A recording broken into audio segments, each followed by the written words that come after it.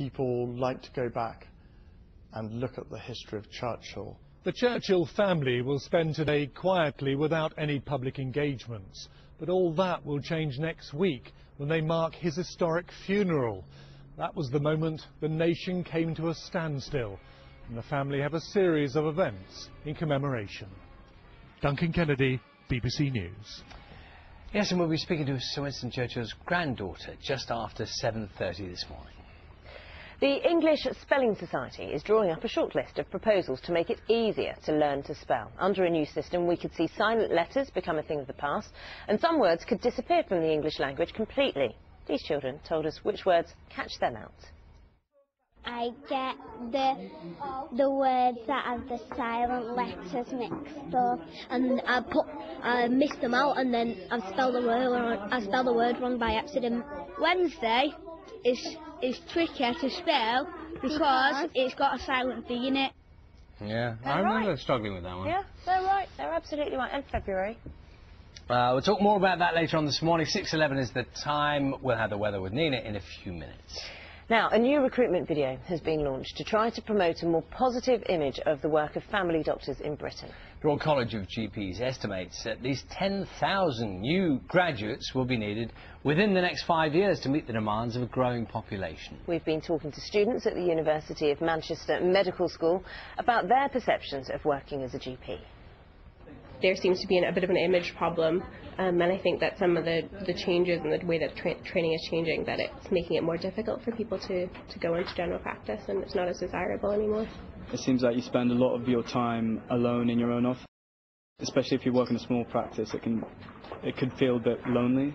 So it'd be nicer to work in a hospital with other colleagues. It's all about helping the family and getting to know the family from the start till the end. Whereas being in the hospital is all about very emergency and just sorting the problem out. So what's wrong with the patient? I like the way that the GP seems to know their patients and can build a rapport and get to know them, and they see a large diversity of different people and lots of varying illnesses as well. In some ways it can be very challenging because your clinical knowledge has to be so diverse. You don't know what's going to come in the door your next consultation. We're joined now by Dr. Aisha Awan, who originally trained as a surgeon but has since retrained as a GP. Welcome. Good morning. Morning. It sounded very positive there when you heard about, the prospect of being a GP and why you might perhaps want to be a GP. But we do hear a lot about the long hours, the pressure, the demands, the inability perhaps to give patients what you'd like to give. It's not surprising for many, I think, that it's a difficult industry to recruit into. Absolutely. I mean, I think that applies across the sector in all the specialities in medicine, actually. But yeah, general practice has really faced a lot of challenges over the last few years, and medical students going in have noticed that we're, kind of swamped with paperwork. We have long days.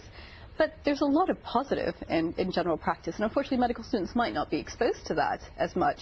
And some of those positives are continuity of care, getting to look after 4 generations of the same family as I do in some of my surgeries, and also this really great ethos of community care, which allows you to work with a huge diversity of people, looking after a huge number of problems, and we make a difference on the ground, and we get to see the impact of that day to day.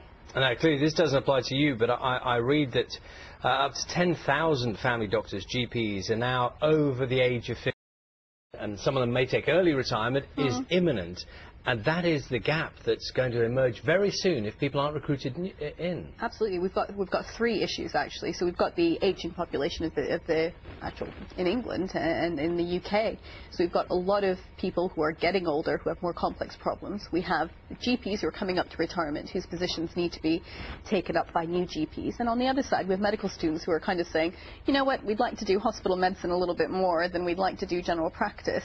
And up to 50% of medical students is what we need to do general practice.